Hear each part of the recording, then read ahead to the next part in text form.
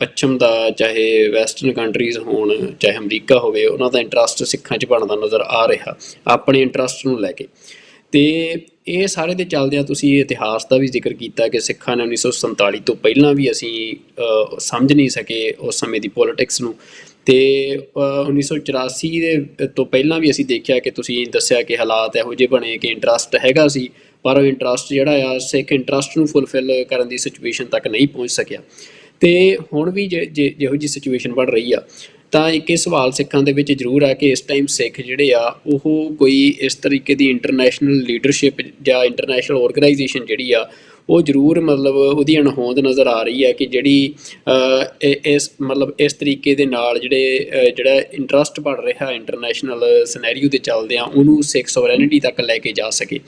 ਤਾਂ ਕਿਹੜੇ ਕਦਮ ਸਿੱਖਾਂ ਨੂੰ ਇਸ ਟਾਈਮ ਚੁੱਕਣੇ ਚਾਹੀਦੇ ਆ? ਜ਼ਰੂਰ ਇੱਕ ਕਮੈਂਟ ਇਹਦੇ ਬਾਰੇ ਦਿਓ ਦਰਸ਼ਕਾਂ ਨੂੰ ਕਿ ਜਿਹਦੇ ਨਾਲ ਸਿੱਖ ਜਿਹੜੇ ਆ ਇਹ ਸਾਰੇ ਅਗਲੇ ਜਿਹੜਾ ਸਮਾਂ ਬਣ ਰਿਹਾ ਉਹਦੇ 'ਚ ਆਪਣੀ ਜਿਹੜੀ ਮੰਜ਼ਿਲ ਆ ਖਾਲਿਸਤਾਨ ਦੀ ਉਹਨੂੰ ਸਾਕਾਰ ਕਰ ਸਕਣ, ਆਪਣੇ ਸੁਪਨੇ ਨੂੰ। ਕਿਹੋ ਜਿਹੀ ਜਿਹੜੀ ਅਪਰੋਚ ਆ ਉਹ ਸਿੱਖਾਂ ਨੂੰ ਲੈਣੀ ਚਾਹੀਦੀ ਆ?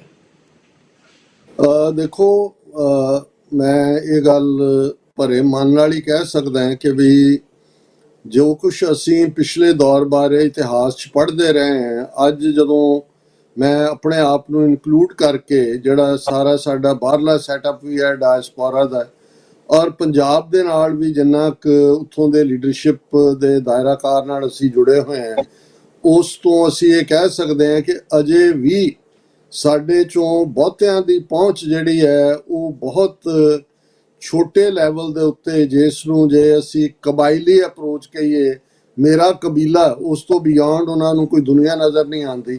ਇਹ ਬੜੀ ਨੈਗੇਟਿਵ ਅਪਰੋਚ ਹੈ। ਹਾਲਾਂਕਿ ਇਹਦੇ 'ਚ ਕੋਈ ਸ਼ੱਕ ਨਹੀਂ ਹੈ ਕਿ ਵੀ ਅਲਟੀਮੇਟਲੀ ਜਿਹੜੀਆਂ ਜਥੇਬੰਦੀਆਂ ਕਾਰਗਰ ਹੁੰਦੀਆਂ ਨੇ, ਕੰਮ ਕਰਦੀਆਂ ਨੇ, ਇਹਨਾਂ 41 ਸਾਲਾਂ 'ਚ ਜੇ ਅਸੀਂ ਜੂਨ 84 ਨੂੰ ਕੱਟ ਆਫ ਡੇਟ ਦੇਖੀਏ, ਬਹੁਤ ਕੰਮ ਹੋਇਆ। ਇਹ ਨਹੀਂ ਹੈ ਜੇ ਅਸੀਂ ਜੁਝਾਰੂ ਲਹਿਰ ਦੇ ਆਸਪੈਕਟ ਤੋਂ ਜਾਂ ਪਰਸਪੈਕਟਿਵ ਤੋਂ ਦੇਖੀਏ ਤੇ ਉਹਨਾਂ ਨੇ ਟੀਸੀ ਦੇ ਬੇਰ ਲਾਏ ਨੇ। ਜੇ ਅਸੀਂ ਕੁੱਲ ਮਿਲਾ ਕੇ ਇੰਡੀਅਨ ਨੈਰੇਟਿਵ ਦਾ ਬਦਲਣਾ ਦੇਖੀਏ, ਬੇਸ਼ੱਕ ਉਸ ਦੇ ਲਈ ਸਾਨੂੰ ਬਹੁਤ ਸ਼ਹੀਦੀਆਂ ਦੇਣੀਆਂ ਪਈਆਂ। ਅਲਟੀਮੇਟਲੀ ਹਰਦੀਪ ਸਿੰਘ ਨਿੱਜਰ ਦੀ ਸ਼ਹਾਦਤ ਇੱਕ ਟਰਨਿੰਗ ਪੁਆਇੰਟ ਬਣਿਆ। ਇਸ ਨੇ ਨੈਰੇਟਿਵ ਵੀ ਬਦਲ ਕੇ ਰੱਖ ਦਿੱਤਾ ਹੈ। ਅੱਜ India as a rock state ਹੈ।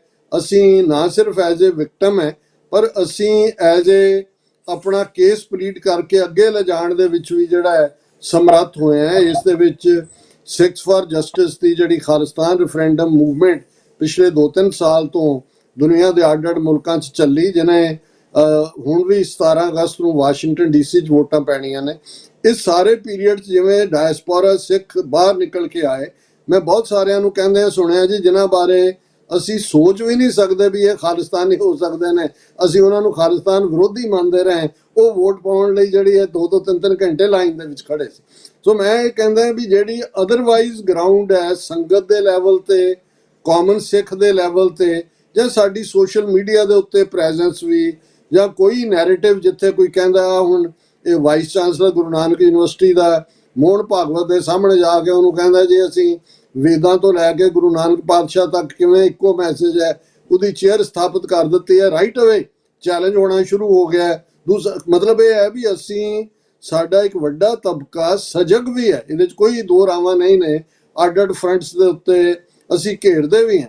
ਪਰ ਹੁਣ coming to the gist of the question, ਜੇ ਇਹ ਕਹੀਏ ਕਿ ਸਾਡੇ ਕੋਲ ਕੋਈ ਉਸ ਲੈਵਲ ਦਾ ਇੰਟਰਨੈਸ਼ਨਲ ਮੰਝਿਆ ਹੋਇਆ ਜਿਹੜਾ ਲੀਡਰਸ਼ਿਪ ਦਾ ਜਿਹੜਾ ਉਹ ਗਰੁੱਪ ਹੈ, ਜਿਹੜਾ ਕੱਲ ਨੂੰ ਕੋਈ ਮੁਲਕ ਇਨਵਾਈਟ ਕਰਦਾ ਵੀ ਆਓ ਤੁਹਾਡੇ ਨਾਲ ਅਸੀਂ ਨੈਗੋਸ਼ੀਏਸ਼ਨ ਕਰਨੀ ਹੈ, ਔਰ ਈਵਨ ਇੰਡੀਅਨ ਸਟੇਟ ਵੀ, ਮੈਨੂੰ ਇਸ ਬਾਰੇ ਵੀ ਕੋਈ ਭੁਲੇਖਾ ਨਹੀਂ ਹੈ ਕਿ ਜਦੋਂ ਇਹ ਪ੍ਰੈਸ਼ਰ ਇਸ ਹੱਦ ਤੱਕ ਬਿਲਟ ਹੋ ਗਿਆ ਕਿ ਇਹਨਾਂ ਨੂੰ ਲੱਗਾ ਕਿ ਭਾਈ ਸਭ ਕੁਝ ਜਾ ਰਿਹਾ, ਇੰਡੀਅਨ ਸਟੇਟ ਵੀ ਫਸਟ ਸਭ ਤੋਂ ਹੋਏਗੀ ਉਹ ਸਿੱਖਾਂ ਨੂੰ ਆ ਕੇ ਕਹੇ ਕਿ ਜੀ ਆਓ ਸਾਡੇ ਨਾਲ ਨੈਗੋਸ਼ੀਏਟ ਕਰੋ। ਸੋ ਮੈਨੂੰ ਲੱਗਦਾ ਹੈ ਵੀ ਇਸ ਲੈਵਲ ਦੇ ਉੱਤੇ ਕੰਮ ਹੋਣ ਵਾਲਾ ਹੈ। ਉਹਦੇ 'ਚ ਪਹਿਲਾ ਸਟੈਪ ਇਹੀ ਹੈ ਵੀ ਘੱਟੋ ਘੱਟ ਇੱਕ ਦੂਸਰੇ ਦੀ ਵਿਰੋਧਤਾ ਨਾ ਕਰੀਏ। ਜਿਹੜਾ ਸੈਕੰਡ ਪਾਰਟੀ ਦੇ ਨਾਲ ਜੁੜਿਆ ਹੋਇਆ ਹੈ ਕਿ ਭਾਈ ਕ੍ਰਾਸ ਪਰਪਸਿਸ ਤੇ ਕੰਮ ਕਰਨਾ, ਜਿਹੜਾ ਕੰਮ ਕੋਈ ਇੱਕ ਧਿਰ ਕਰ ਰਹੀ ਹੈ ਉਸ 'ਚੋਂ ਦੂਸਰੀ ਬੇਸ਼ੱਕ ਉਸ ਤੋਂ ਪਹਿਲਾਂ ਦੀ ਉਹਨੂੰ ਲੱਗੇ ਵੀ ਕੋਈ ਨਹੀਂ, ਉਹ ਆਪਣੇ ਲਈ ਇੱਕ ਵੱਖਰਾ ਫੀਲਡ ਚੁਣ ਲਏ। ਪਿਛਲੇ ਦਿਨਾਂ 'ਚ ਸਰ ਹਰਚਰਨਜੀਤ ਸਿੰਘ ਧਾਮੀ ਜਿਹੜੀ ਦਲ ਖਾਲਸਾ ਜਥੇਬੰਦੀ ਮੈਂ ਸਮਝਦਾ ਵੀ ਬਹੁਤ ਸਾਰੇ ਤਾਂ ਖਾਲਿਸਤਾਨੀ ਪੋਸਟ 84 ਬਣੇ ਸੰਤ ਪਿੰਡਾਂ ਵਾਲਿਆਂ ਦੀ ਕਾਲ ਤੋਂ ਬਾਅਦ, ਪਰ ਦਲ ਖਾਲਸਾ ਉਹਨਾਂ ਜਥੇਬੰਦੀਆਂ ਚੋਂ ਹੈ। ਭਾਈ ਗਜਿੰਦਰ ਸਿੰਘ ਵਰਗੀ ਸ਼ਖਸੀਅਤ ਜਿਨ੍ਹਾਂ ਨੇ 1970ਵਿਆਂ ਦੇ ਵਿੱਚ ਜਦੋਂ ਉਹਨਾਂ ਨੇ ਇਹ ਨਜ਼ਮਾਂ ਦੀ 5 ਤੀਰ ਹੋਰ ਕੀਤਾ, ਉਦੋਂ ਸੰਤ ਪਿੰਡਾਂ ਵਾਲੇ ਅਜੇ ਸੀਨ ਤੇ ਵੀ ਨਹੀਂ ਸੀ ਆਏ। ਇਹ ਅਕਾਲ ਪੁਰਖ ਦੇ ਵੱਲੋਂ ਕੁਛ ਉਹਦੀ ਖੇਡ ਹੁੰਦੀ ਹੈ ਕਿ ਬਈ ਤੀਰ ਵਾਲੇ ਬਾਬੇ ਨੇ ਆ ਕੇ ਫਿਰ ਉਹ ਜਿਹੜੀ ਹੈ 20ਵੀਂ ਸਦੀ ਦਾ ਇਤਿਹਾਸ ਬਦਲ ਕੇ ਰੱਖ ਦਿੱਤਾ। ਸੋ ਇਹਨਾਂ ਦੇ ਧਾਮੀ ਸਾਹਿਬ ਨਾਲ ਵੀ ਵਿਚਾਰ ਹੋ ਰਹੀ ਸੀ, ਪੰਜਾਬ ਦੇ ਹਵਾਲੇ ਨਾਲ ਵੀ ਉਹ ਇਵੇਂ ਹੀ ਜਿਹੜੀ ਹੈ ਕਿਤੇ ਨਾ ਕਿਤੇ ਨਿਰਾਸ਼ਤਾ ਹੈ ਕਿ ਭਾਈ ਇੰਨੇ ਇੱਕ ਪਾਸਿਓਂ ਸਾਨੂੰ ਘੇਰਿਆ ਹੋਇਆ ਹੈ, ਕਿਤੇ ਤੁਸੀਂ ਕੁਝ ਕਰਨਾ ਚਾਹੁੰਦੇ ਹੋ 10 ਕਾ ਕੇ ਤੁਹਾਡੇ ਵਿੱਚ ਵੱਜਦੇ ਨੇ, ਦੂਸਰਾ ਦੂਸਰੇ ਨੂੰ ਕਹਿ ਰਿਹਾ ਹੁੰਦਾ ਵੀ ਨਹੀਂ ਨਹੀਂ ਕਿਸੇ ਨੇ ਨਹੀਂ ਕੀਤਾ, ਗੱਲ ਮੇਰੇ ਤੋਂ ਹੀ ਸ਼ੁਰੂ ਹੋਈ ਹੈ। ਪਰ ਅਖੀਰ ਹੋਪਫੁਲ ਪਾਰਟ ਇਹ ਹੈ ਵੀ ਅਸੀਂ ਇਹ ਮੰਨ ਕੇ ਤੁਰਦੇ ਹਾਂ ਵੀ ਅਲਟੀਮੇਟਲੀ ਅਸੀਂ ਉਸ ਪਾਸੇ ਵੱਲ ਜਾ ਰਹੇ ਹਾਂ। ਇਹ ਠੀਕ ਹੈ ਵੀ ਕਈ ਵਾਰ ਅਸੀਂ ਜਿਹੜਾ ਪਲੈਨਡ ਤਰੀਕੇ ਨਾਲ ਕੰਮ ਕਰਨ ਲਈ ਨਹੀਂ ਜਾਣੇ ਜਾਂਦੇ, ਐਮਰਜੈਂਸੀ ਸਿਚੁਏਸ਼ਨ ਅਸੀਂ ਬਹੁਤ ਵਾਰ ਬਹੁਤ ਚੰਗੀ ਤਰ੍ਹਾਂ ਹੈਂਡਲ ਕਰਦੇ ਹਾਂ। ਸੋ ਮੈਨੂੰ ਆਈ ਹੋਪ, ਮੈਂ ਇਹ ਗੁਰੂ ਅੱਗੇ ਅਰਦਾਸ ਹੀ ਕਰ ਸਕਦਾ ਕਿ ਸਾਨੂੰ ਸਭ ਨੂੰ ਮਹਾਰਾਜ ਸਮਰੱਥਾ ਦੇਣ, ਅਕਲ ਦੇਣ ਕਿ ਅਸੀਂ ਇਸ ਅਪਰੋਚ ਦੇ ਨਾਲ ਕਿ ਭਾਈ ਇਹ ਕੌਮਾਂ ਦੀ ਜ਼ਿੰਦਗੀ 'ਚ ਕਦੇ-ਕਦੇ ਮੌਕੇ ਆਉਂਦੇ ਨੇ, ਜੇ ਉਹਨਾਂ ਮੌਕਿਆਂ ਨੂੰ ਗ੍ਰੈਬ ਨਾ ਕੀਤਾ ਜਾਏ, ਉਹਨਾਂ ਨੂੰ ਫੜਿਆ ਨਾ ਜਾਏ। ਜਿਵੇਂ ਉਹ ਇੱਕ ਕਲਾਕਾਰ ਨੇ ਵਕਤ ਜਾਂ ਸਮੇਂ ਦੀ ਪੇਂਟਿੰਗ ਬਣਾਈ ਸੀ ਤੇ ਉਸ ਦੇ ਮੱਥੇ ਦੇ ਉੱਤੇ ਜ਼ੁਲਫਾਂ ਸੀ, ਪਿੱਛੋਂ ਗੰਜਾ ਸੀ। ਉਹ ਤਾਂ ਕਿਸੇ ਨੇ ਕਿਹਾ ਵੀ ਇਹ ਤੂੰ ਬਣਾਇਆ ਇਹ ਕੀ? ਉਹਨਾਂ ਨੇ ਕਿਹਾ ਜੀ ਇਹ ਦਰਸਾਉਂਦਾ ਹੈ ਵੀ ਸਮੇਂ ਨੂੰ ਅੱਗੋਂ ਦੀ ਦਬੋਚਿਆ ਜਾਂਦਾ ਹੈ, ਜਦੋਂ ਸਮਾਂ ਲੰਘ ਜਾਂਦਾ ਹੈ ਤੇ ਪਿੱਛੋਂ ਤਾਂ ਗੰਜ ਹੀ ਹੁੰਦੀ ਹੈ, ਫਿਰ ਤੁਹਾਡੇ ਪੱਲੇ ਕੁਝ ਨਹੀਂ ਰਹਿੰਦਾ। ਸੋ ਮੈਂ ਸਮਝਦਾ ਵੀ ਇਸ ਪਾਰਟ ਨੂੰ ਅਸੀਂ ਸਮਝੀਏ ਔਰ ਆਪਸ ਦੇ ਵਿੱਚ ਸਿਰ ਜੋੜ ਕੇ ਬੈਠ ਕੇ, ਸਾਡੇ ਕੋਲ ਗੁਰਮਤ ਦੇ ਮਾਡਲ ਨੇ, ਸਰਬੱਤ ਖਾਲਸਾ ਵੇਲੇ ਸਾਡੇ ਜਿਹੜੇ ਆਪਸ ਦੇ ਵਿੱਚ ਵਿਰੋਧ ਵਾਲੇ ਜਥੇਦਾਰ ਵੀ ਸੀ, ਉਹਨਾਂ ਦਾ ਸਿਰ ਜੋੜ ਕੇ ਬੈਠ ਕੇ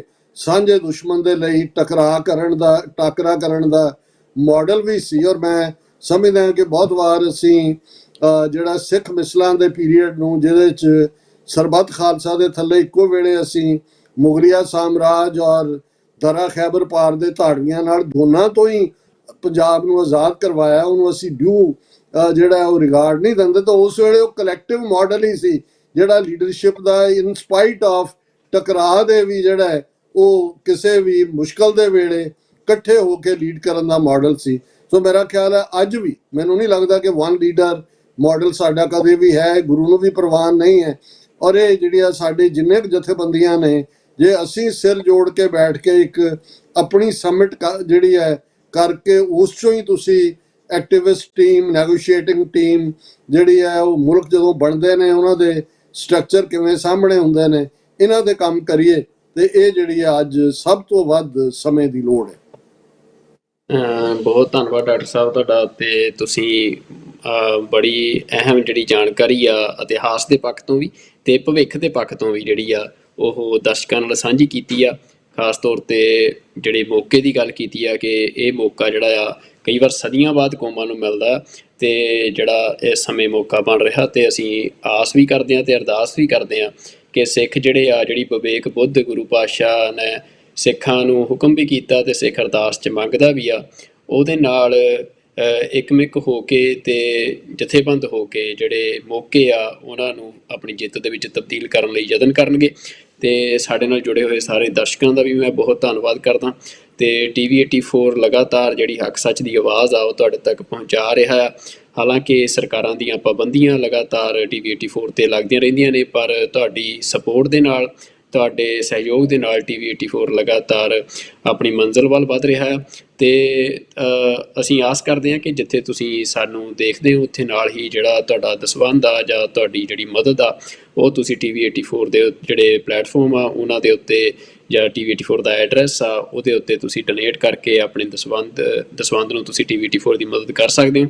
ਤੇ ਨਾਲ ਹੀ ਅਗਲੇ ਪ੍ਰੋਗਰਾਮ ਦੇ ਵਿੱਚ ਅਸੀਂ ਕਿਸੇ ਹੋਰ ਮੁੱਦੇ ਤੇ ਕਿਸੇ ਹੋਰ ਮਹਿਮਾਨ ਦੇ ਨਾਲ ਤੁਹਾਡੇ ਅੱਗੇ ਹਾਜ਼ਰ ਹੋਵਾਂਗੇ। ਅੱਜ ਦੇ ਸੱਚੋ ਸੱਚ ਪ੍ਰੋਗਰਾਮ ਦੇ ਵਿੱਚ ਫਿਲਹਾਲ ਇੰਨਾ ਹੀ, ਤੇ ਅਗਲੇ ਪ੍ਰੋਗਰਾਮ ਦੇ ਵਿੱਚ ਫੇਰ ਮਿਲਦੇ ਹਾਂ, ਮੁਲਾਕਾਤ ਹੁੰਦੀ ਹੈ। ਉਦੋਂ ਤੱਕ ਰੱਬ ਰਾਖਾ ਜੀ। ਡਾਕਟਰ ਸਾਹਿਬ, ਵਾਹਿਗੁਰੂ ਜੀ ਕਾ ਖਾਲਸਾ, ਵਾਹਿਗੁਰੂ ਜੀ ਕੀ ਫਤਿਹ।